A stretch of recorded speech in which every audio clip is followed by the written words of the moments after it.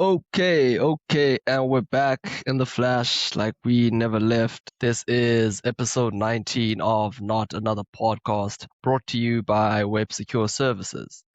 Most businesses don't know what cyber attackers can already see about them. WebSecure gives you that picture first and a clear plan to close the gaps before they're exploited. WebSecure helps organizations understand, identify, and reduce cyber exposure risks before attackers exploit them. For all your cybersecurity needs, follow WebSecure Services on LinkedIn and DM for queries. And welcome back to Not Another Podcast with myself, Sipo Hukwana, Nondi Masilwana. How have you been, bro? Yes, sir. Hey, been good, bro. The black dollar, hmm but feeling ready once again. How about you, man? Yeah, I'm okay, man. It's been a minute. It's quite chilly up in these streets, but yeah, man, we move and we push. It's been quite a roller coaster being South African these days, man. It's like every day Bruh, there's a new headline that gets people that gets people what always you a call this. movie. It's always a movie, and people are just you're just never comfortable, bro. People are always on edge here, dog. So Yeah, it's one of those. Jerusalem. Bruh. So today we're catching up on a topic that we've addressed earlier in this year, and yeah, man, we've seen a lot of chaos going on regarding the anti-illegal immigration movements, and like we said, man, it's been quite a movie. So a few months ago, South Africa was caught up in the so-called Igbo King controversy, and what looked at first like a dispute over a cultural ceremony has become something much bigger, a national argument about illegal immigration, border control, state authority, and social cohesion. That shift became even more pronounced with the June 30 deadline. For supporters, it was a sign that frustration had reached breaking point. For critics, it crossed a dangerous line by turning public anger into pressure and intimidation. Either way, it forced the country to confront a harder question.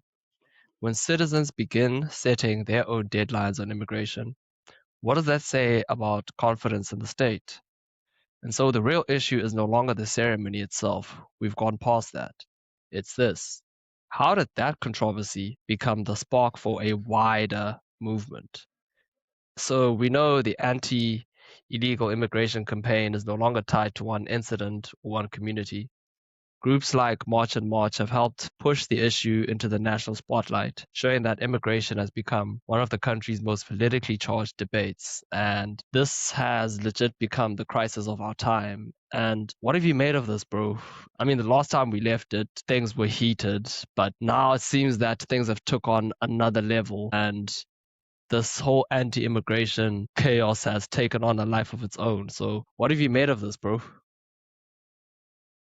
It's just been spiraling clearly since the last time we addressed it. And I think we called it because when we initially addressed the whole supposed Igbo king thing in East Yeah. London, we predicted that this would snowball. This would be the beginning of something bigger, and it has. hmm And I think it's become bigger than even we expected because Yeah. it's turned into some kind of like nationwide crackdown, and it's got a lot of people feeling some type of way. It's got other South hmm Africans feeling vindicated, but all across the board, it's been very interesting seeing a lot of the reactions and how quickly the world and more specifically other African nations have jumped on the bandwagon of vilifying South Africa simply for wanting, Yeah. the bare minimum, which is enforcing our laws. It's not like people were being dragged in the streets. It's not like people's rights were being violated. It's a Yeah. simple case of an issue that has been left unattended for so long that is now being hmm brought attention to. So yeah, it's been very, very, very interesting. I think people no longer have a leg to stand on. People who claim xenophobia no longer have a leg to stand on. And I've seen some of Yeah. the quote unquote arguments, and it's all emotional. It's all very reactional, emotional thinking, hmm where it's like, oh, I remember I remember seeing a post where it was like, you people who support March and March, you think that they're gonna go for them now. What if they come for you next? And it's like, guys, What do you can we mean? reel it back a bit? like what exactly do you mean? But in any case, the problem is like let's clear the mud and clear the smoke. This issue Mm-hmm. is as simple as law and order.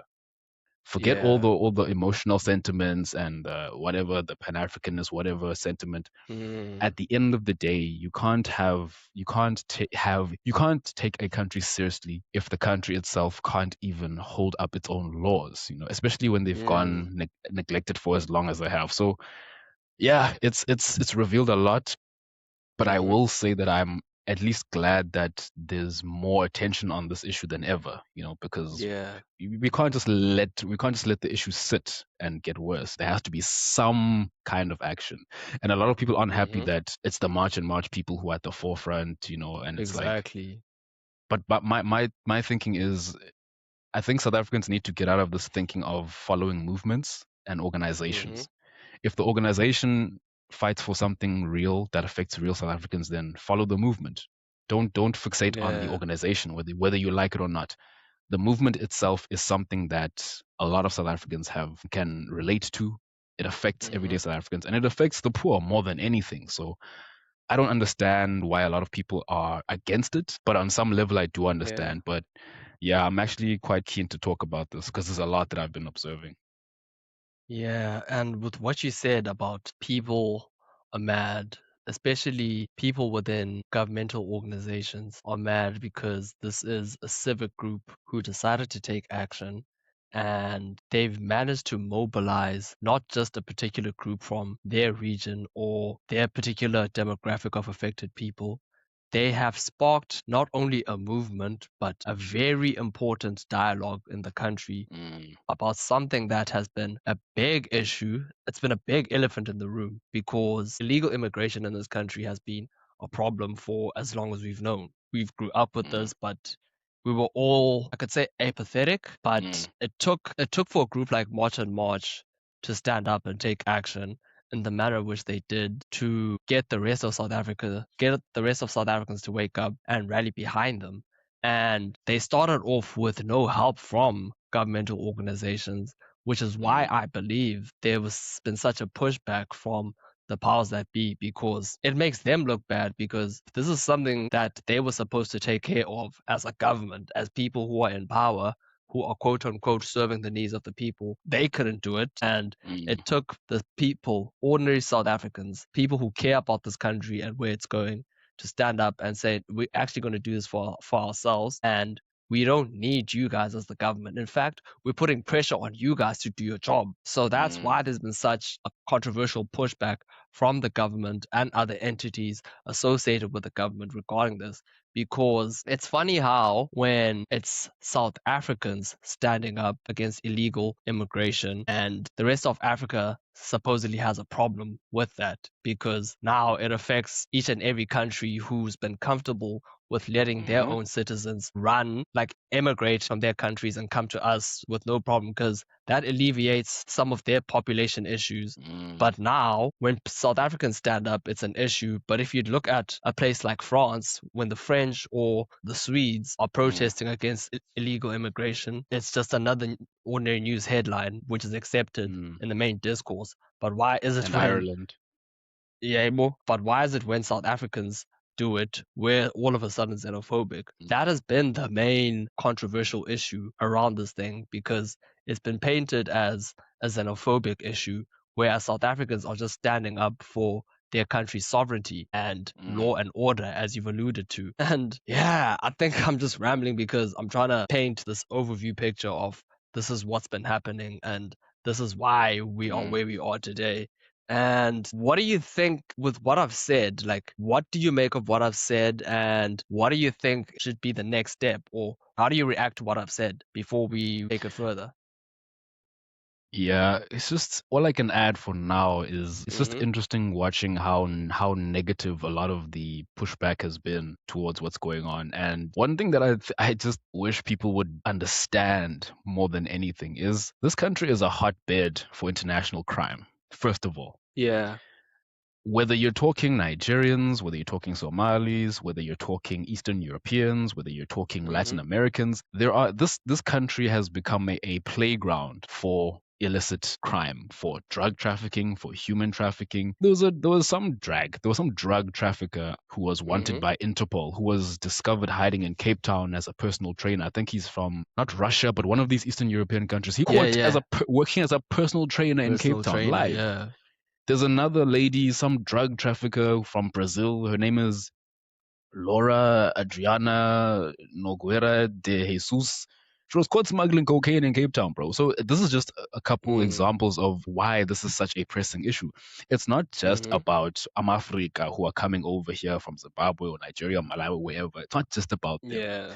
It's also about these big fish who are demographically a minority amongst this entire issue, but it's a massive issue where we have Mm. traffickers from all over the world, just being allowed to do whatever they want in this country. And in certain areas, like in Cape Town in particular, Mm-hmm. there is a seemingly an epidemic of your Nigerian scammers. And they're not Mm. even hiding. They play in open sight. There was a video I saw of these bros like with an entire convoy of supercars, Oh and yeah, all of yeah, these yeah. I saw bros. that. Yeah, have you seen that? Yeah, where they're all like Yeah. flexing and they're like, "Hey, bro, this is South Africa, bro. We the king of South." I'm like, and this is an entire. I don't mean like one or two. I mean Ferrari, Lamborghini, G wagon, you name it. Entire convoys live in traffic, and I'm like, these people play in our faces, and we're supposed to just pretend like this is normal. And if you were to ask these people Mm-hmm. what they do, these are not doctors or engineers or lawyers or actual legitimate businessmen. These are scammers.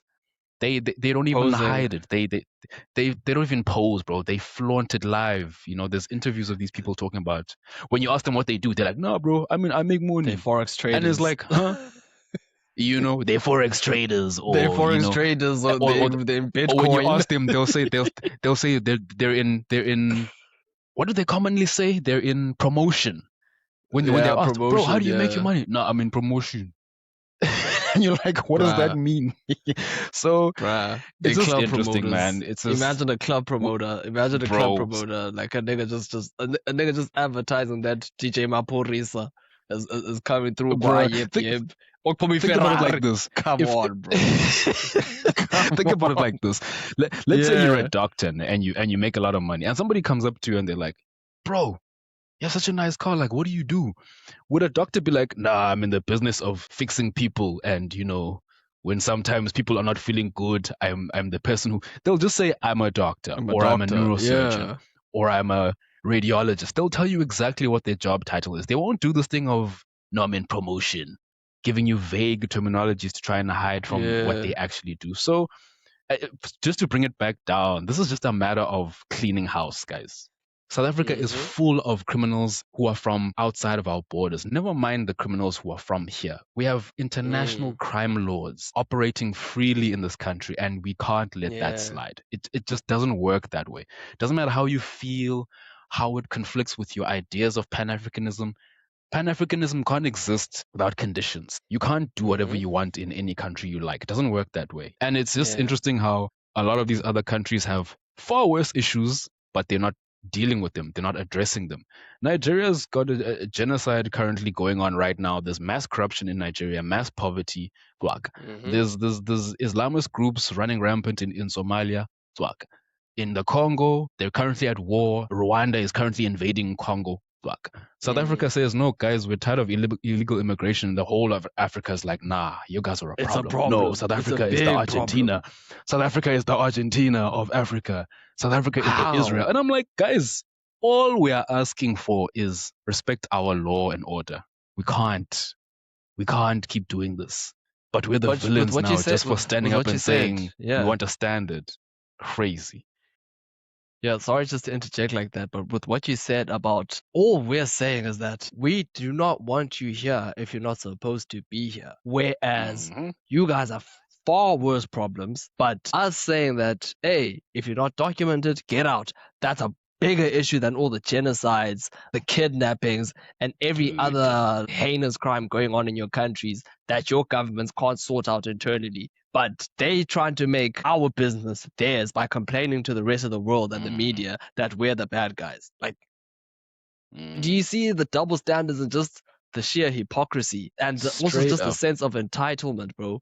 as to Mm-hmm. how dare South Africans want to do better for themselves at our expense when you motherfuckers are not Mm. even supposed to be here to begin with. But just to highlight some important headlines, because we've talked about how this movement has sparked a bigger conversation and has taken on a life of its own, I just want to read out some important headlines regarding the implications as to how government has responded to these Sure. cries. So since these marches, by March and March, more than 53,000 undocumented foreign nationals have been processed, which means that the government says it has processed more than 53,000 undocumented foreign nationals through deportation or voluntary repatriation. Justice Minister Mama, I'm going to butcher your name, sorry, ma'am, but Mamuloko, yeah, Mamuloko Kubai said over 80% were Malawian and others from Zimbabwe, Mozambique, Nigeria, Uganda, and Kenya. Deportations have increased sharply under the GNU. So the Department of Home Affairs says it has carried out 109,344 deportations over the past 2 financial years, describing it as a major increase since the GNU took office. Border security has been strengthened. President Ramaphosa said the Border Management Authority intercepted more than 450,000 attempted illegal border crossings in the past year, and government has also announced plans for dedicated immigration courts to speed up deportations, expanded inspections of businesses employing undocumented workers. Police have cracked down on vigilante activity, and authorities have stressed that only the state may enforce immigration law. Around 350 people have been arrested for offenses linked to public violence, intimidation, and conducting unauthorized immigration checks. The military has also been deployed. To help maintain order during the nationwide protests, government deployed more than 3,400 SANDF members to support police operations, and the deployment was estimated to cost around 54.6 million. And whatever your view on illegal immigration, one thing is clear though. Government has shifted from talking about the issue to acting on it. And the Mm. real question now is that whether these measures will ease public frustration or whether South Africans believe they have come too late. I think I'm more of the latter because why has it taken such a huge movement and a huge outcry and huge pressure from civil South Africa for the government to act the way it has? Because this issue, in my opinion, could have been sorted out way before we got to this breaking point where Mm. things now have just gotten out of hand.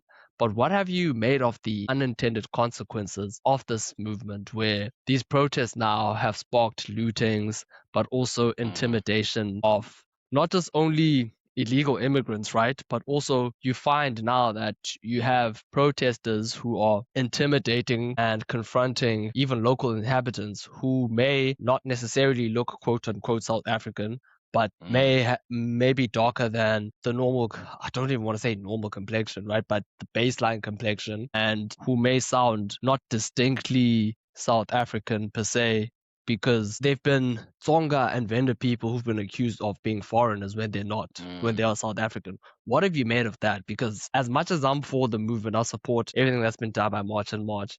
Those are the parts of it where I'm like, nah, this is getting out of hand. Mm. I can't endorse this. What have you made of that? Yeah, so I have my issues with March and March and with the movement that they have sparked. I support it, Yeah, but I have yeah, my problems. One of those problems yeah. is the vigilantism. And I've said this before where I'm like, I don't trust South Africans with revolution. And I remember Mm-hmm. when we were talking about Nepal as an example, how Yeah, Nepal yeah. basically had those Gen Z protests, and they still kept it civil, even though they directed their frustrations at the right people. They didn't burn their own facilities, and they actually cleaned up when they were done. This is exactly why I don't trust South Africans with taking the law into their own hands, because there's a track record of things going terribly. I mean, remember the July unrest Protests, from yeah. yeah, yeah, not even protests. Those are that was straight up looting and vandalism for Looting, real. yeah. So we've already set a precedent as to what happens when South Africans have had enough. There's a lot of irrational damage and violence. But the point is, Mm. that is my main issue with the March and March, is that it has inspired a level of vigilantism, which is foolish. You Mm-hmm. can't judge. You can't judge who's here legally and illegally based on accents. I mean, let's not be foolish. Yeah. If you're going to do that, then there is a concept called citizen's arrest. So if you have cause to bring someone to the police, then do so. But do so within the bounds of the law. Be civil. Speak to people and be like, "Except boss, if you have reason to stop a person, then at least be like, do you mind providing your documentation, your ID? If someone has an ID, they Yeah. won't have a problem showing you their ID.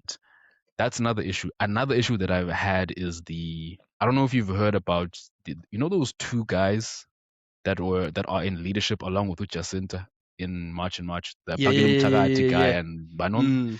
Those And the two other dudes guy, met they with won. Ramaphosa, and yes, apparently they got paid off Yeah. a couple mil by Ramaphosa. And Jacinta knew nothing about it. She wasn't there. She wasn't even called into this meeting. Mm. So it goes into what I was saying, where it's like trust the movement, not the Not the organization, people. because Yeah, yeah. yeah, because the people are corruptible. People, we already know in this country there's already an incentive for people to get into politics to enrich themselves and not necessarily for real issues. People get into politics in this country all the time because they're chasing the bag. They want the clout, they want Mm-hmm. money. And this development with these two leaders of March and March proves that. So I have my issues with it, but at the same time, I think we need to understand that this has put on pressure onto the government, and it's actually force Mm. them to actually do something for a change. And we're actually seeing it live.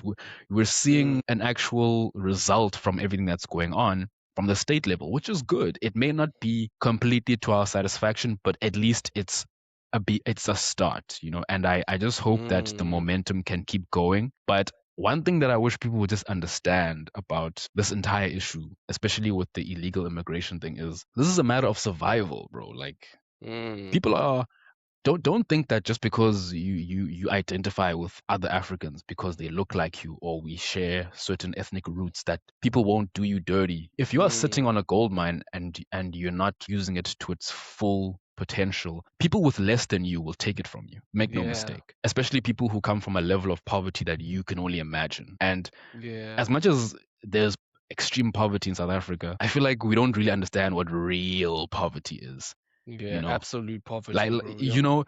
there's a level of poverty, bro, in these countries that we can only imagine. You can see it on documentaries and online in order to get like a proper perspective that these people come from a level of chaos that we fear falling into in the future. Mm.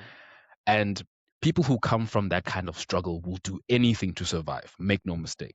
So if you leave your borders wide open, they're going to take that opportunity. If you don't enforce your laws, they will be exploited by people who come from less. And that's what I Mm-hmm. feel like people need to understand about this whole thing is before Yeah. you march to defend the very people who are making life more difficult for the average South African, understand these people will never hesitate to recreate a paradise of their own imagination in your country because the conditions are not as bad compared to where they come from. And I had a conversation with my barber the other day where he was like he opened my eyes to certain things. He was like, "You South Africans don't understand how good you have it in this country.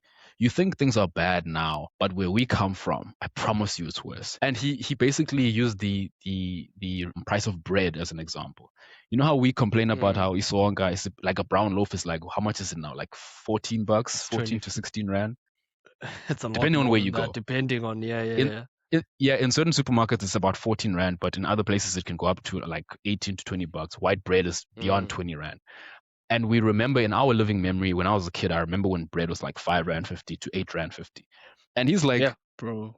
currently bread in my country is, and I can't remember what the currency is, but he said it's a couple hundred something for a loaf of bread. And I'm like, What the fuck, and it brings you back down, and you're like, this is why people flock here, because we have our bro? problems, but we can still turn this ship around. Things are still good enough comparatively where there's still a chance. And for as long as we are squandering that chance, people who come from less will come and make a haven for themselves here. They don't care about Mm. our local South Africans being attended to or not. What they care about is mna ndiyasokola. I come from war, or I come from genocide, or I come from a country that has a level of unemployment that South Africans can only have nightmares about. And they come here and Mm. they carve out a life for themselves because it's easier. And it's made even easier by the fact that the government is not enforcing certain laws. So it makes it easy for them to, number one, come and carve a life for themselves. Number two, send money home. Number three, pay absolutely no taxes other than VAT, And then there's Bro. free healthcare. There's free, Bruh. you know. So of course, these people will take advantage. It's about survival. At the end of the day, don't think that because we live in a modern world that certain rules no longer apply. Guys, when shit hits the fan, you will do whatever it takes to survive. It's as simple as that. Yeah, with what you said, there are two things that stood out to me. Firstly, with the leaders of March and March being Mm. isolated by the president, and I'm not sure, is this alleged they were paid off? Because I don't want to be, I Let's don't say want to make, alleged, let's say but they alleged, they were alleged. but there is Hmm. there is evidence that they met with Ramaphosa. They Yeah, yeah, did. yeah, that's true. Yeah, yeah, Mm, that's on record. So mm, one thing that stood out to me about that is that these two guys, it's a divide and conquer strategy where you isolate the people who can be influenced, right? mm, To neutralize the impact or the potency of the movement because these guys were talking a totally different language after meeting with the Ramaphosa. But mm-hmm, what came to mind as you were talking about that is that this movement is such a potent force in our society right now. And with this pushback from government, bro, that's been going on, and seeing these two gentlemen being allegedly bought by our president, like the thing that came to mind is that what is the bigger play here with these politicians? What do they stand to gain with this huge pushback of this movement, where this is a progressive movement where people just want to restore law and order in our country. And you, as the people in government who are voted in by us, are supposed to be aligned with that. Because at the end of the day, this is a question of national sovereignty. But mm, you are the main enemies of progress. It's not the immigrants, it's our government. So that's what I've been thinking mm, about, bro. Like, who else is influencing this beyond government? Why are these guys so resistant to this movement? And like, what do they stand to gain from this? Because mm, you even found Julius, who's been, oh my God, headache.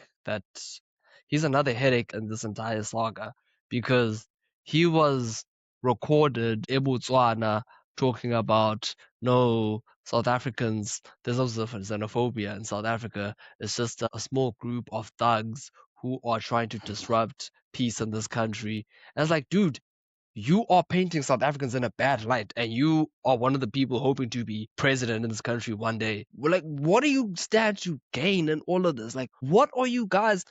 Who who are you guys serving here? Who is really being served here? By the people, because you're seeing all of this happening and you see the government starting to make a bit of movement in terms of doing something about the illegal immigration issue. But then mm, there's this pushback. So my question is like, who are these guys really serving, bro? Is there another power at play that we don't know of that is disrupting everything in our society? Not to sound mm. like a conspiracy theorist, but I just can't help but think that, bro. What do you think of that? Nah, there's nothing wrong with being a conspiracy theorist, but I think, ne, when it comes to Mm. Julius, I mean, that verdict is out. It's been out for years. Julius is a flip It's been flop, up. bro. That Mm. guy, he doesn't Mm. stand for anything. Julius stands for whatever can get him ahead in whatever situation. So on that end, there's no Yeah. mystery. But when it comes to why the ANC seems so desperate to silence and divide the leadership at March and March, is because they obviously benefit from all of this. They benefit from illegal immigration, and Yeah. the reason why I say that is because the South African Human Rights Council, for example, it has long been infiltrated by various non-South Africans, fighting for the rights of people who are not of this country, Mm-hmm. So there's definitely a vested interest in keeping things the way that they are. I think Mm. also, just to be a bit more on the conspiracy side of things, I think a lot of big business benefits from legal immigrants because Mm. Cheap labor, yeah. they're cheap labor. They don't have rights, so they can't run to what's this organization, to CCMA. CCMA. They can't. There's less red tape They dealing with them. Yeah, I yes, get you. yes, they are cheap labor. You can exploit them and use them for labor as much as you want. And this is Mm. across many, many, many different big businesses. You name them. Mm. So I think there's a lot of people who stand to benefit from this. Even these NGOs, a lot of these people Yeah. don't want this issue to be resolved because they benefit from it. They make a lot of money from it. So if that were to change, then a lot of money would be leaving a lot of people's pockets. So I think Your that's doctors without why. borders and shit. Exactly. Exactly. Yeah, There's a lot of bro, there's yeah. a lot of people pretending to be heroes out here who are actually benefiting from this country's problems, bro. A lot of people. Mm, They pretend like they're these saviors when in actuality it fills their pockets. So yeah, bro. yeah. It's really just follow the money, I think. Just follow the money and you'll find your answer. Hey, bro, there's a paper trail because I can't help but think of that, dog. It's like, yeah, man, we voted for you guys. And it's so interesting that all of this chaos is happening, building up towards the municipal elections happening in November. Mm, And yet you guys are so resistant against March and March and the anti-illegal immigrant movement that's going on, where this is an issue of national interest. But mm, you guys are so hell bent on suppressing this movement. Yes, we understand that it makes the government look bad because it has taken an NGO slash civic movement to address such a huge issue and make it a huge issue that is supposed to be dealt with by one of the cabinet ministries of government in terms of national security, ne? Which mm, government has failed. But then someone in civic society has brought this up and is making you guys look bad. I understand from that perspective that, okay, why you'd want to suppress this. But mm, my question is that, dog, as much as I hear that, like, why does it seem like it's beneficial for you guys to cramp down this movement and just let, for lack of a better word, bro, I don't mean to sound derogatory, but let all these motherfuckers infest our country, dude. Because that's what it sounds like, bro. These guys are just coming in here and they're making chaos. And for some reason, you guys stand to benefit from the destruction of this nation by illegal immigrants. mm. That's just my yeah, bro. That's just like that's it's just hard to wrap your head around it, bro. Yeah. That's what happens, bro, when your leaders don't have any real love for the country, you know. They will do anything, they will sell this country to the highest bidder, you know. And this takes many forms. This is the ANC government, this is the DA too. The DA doesn't get enough flack for what they're doing in Cape Town, by the way. Yeah, Allowing these digital nomads and these international criminals to run amok in the Western Cape and to price out average Cape Townians out of the housing market. dog. You know, and it's simply because of this unwillingness to enforce laws that are going to get some control over the issue while also taking care of the Mm, locals, you know. There are many political parties in this country that are just hell bent on enriching themselves first and yeah, using the people to get ahead. It's the ANC doing it. It's mm, the EFF doing it. It's the DA doing it. All of them, even this they party, got Gayton dirty. McKenzie. Actually, let's All say of these people, dog, are they're dirty ass vultures who are just here to pick the bones of whatever's left. That's why I say I think South Africans need to fall out of love with organizations, man. It's stop mm, having this blind loyalty to whatever political party you think will have a handle on things. If you have a reason to yeah, believe so, cool, but follow the policy. As soon as the policy itself is not being followed, step away. Stop having this blind loyalty to organizations that will sell you to the highest bidder, you know, because that's what we're seeing. All of these that's people exactly. stand to benefit something, and I wish that South Africans would be a little bit more pissed off about it, but also Mm, don't be destructive in the sense that you're don't cut off your nose to spite your face, you know. yeah, If you're pissed off at the government, take it to government. Don't destroy the facilities that you and your neighbors need. That's one thing that frustrates me is that as much as I wish South Africans would be more pissed off, I'm also kind mm, of good with us just being the way we are. Because if we were to get more pissed off, we'd see a repeat of the July unrest. And we don't need that shit. yeah, Like so it's tough, bro. yeah. But just to wrap this all up, dog, what can we learn from this situation, yeah, much and much? Like, what can Pre- one take away from this entire episode, bro? Pressure works. It actually Yep. works. But at the same time, organizations can be corrupted. So don't have this Yeah. this this unreasonable faith in them. Give them props when they do right, and Yeah. putting pressure on government actually does help because up until now the government was not doing its job when it comes to immigration and enforcing Nah, this. it wasn't, Even bro. though the Nope. amount of people who have been deported isn't enough, but at least it's a Yeah. big it's a start. And hopefully It's a with more start. pressure it can start to snowball and but yeah, bro, pressure actually works sometimes. Don't trust the government. The government ain't shit. The government doesn't like you, doesn't care about you. And I'll always say this.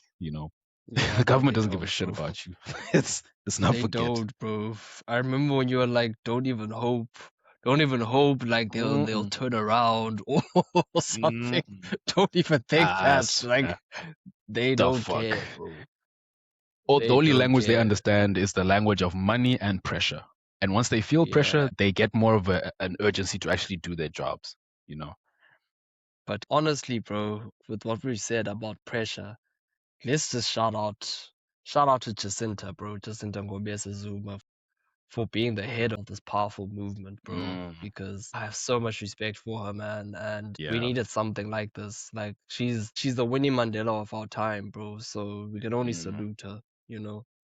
First we had Jerome Kwanas, now we got Jacinta. You see, we're starting to see a slight change in the quality of leadership in the slight, but it's happening. You Bro, know, we're seeing it's people who a actually stand up for things and they don't crumble under the pressure too, which is what I really admire about Jacinta. Because there's yeah, been a lot of and pressure.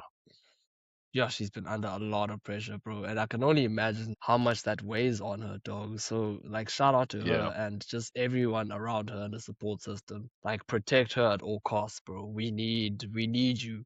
We need you. We need Mm. you so People badly, like bro. her. We need people Yeah, like her. Yes. me, yeah, bro. So, but also, you know what, eh? Shout out to Bafana for shutting down all the haters, all these African haters that was hating on us, thinking that Shout outs. thinking that we were gonna crumble with FIFA and we shut them haters down, bro. Like, The haters fuck you, because they ain't motherfucking us. haters, bruh. You can't even get in. You can't even get in. I'm not Can't documents. even You can't even get in this qualify. country. Can't even qualify. Ah, my brother, you can't even qualify. Can't even What? qualify.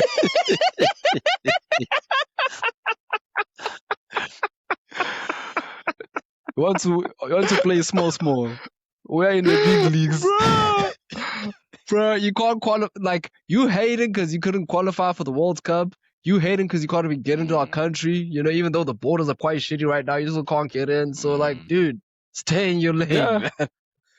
but you know what else? You know what? Like, just as a final note, you know what's interesting Yeah. about the pushback in particular? Mm. It's the biggest mask slip where you know how everyone talks about how Africa should aspire to pan-Africanism, we are one Africa, wada, Mm. wada, even though we are all so different. It goes to show that as soon as one African country stands up and refuses to be everyone's savior, and the Yeah, whole continent stands up against us and says, "How dare you?" It exposed so much of a level of, number one, entitlement. And definitely. also, it exposes that, and I don't want to put all African people under the same brush because that wouldn't be fair, but it exposes that a lot of people across the continent want South Africa to devolve into the point of no return because it will Yeah, how do I put this? It'll basically make everyone else feel good about themselves that they're watching yeah, us basically. They're watching us and waiting to see are we going to turn the ship around or not? And if we don't, it's gonna be like, no, it's okay. Welcome. Welcome to the squad. Welcome to, yeah, you know, the endless list of African countries who can't get shit done. So I think yeah, this was the biggest moment where we should realize we're on our own, and it's okay. yeah, We're on our own. They don't want us to win because they want us to join them in the endless strife. And we can't have yes. that Misery anymore, bro. loves company, bro. Misery Mm-hmm. loves company, as the old saying goes. Which is why, like, again, bro, shout out to Jacinta and Mm-hmm. everyone who has for this progressive movement, because without y'all, hey, we Mm, would have descended into deeper chaos. But yeah, yeah. man, if there's nothing else, yeah, shout out to everyone who's still fucking with us. And Mm, please like, subscribe on YouTube, follow on Instagram. We out here. We're gonna be more consistent, still have a lot of things we want to talk about. And yeah, man, just make sure, as Ndima says, go outside, touch grass, hug your parents, man. Go pet a dog, mm-hmm. you know? Go milk a cow or something if you're in the rurals. What? Like, do you? The fuck? Boss saying you go. I'm not saying you go. It's out of pocket. I don't know, man. But yeah, this has been another awesome, intellectual, very stimulating, and interesting episode of Not Another Podcast. Shout Not out, another guys. podcast. Shout out. Yo, what was that? That is definitely getting edited out. What the fuck? Until the next one. Cheers, bye.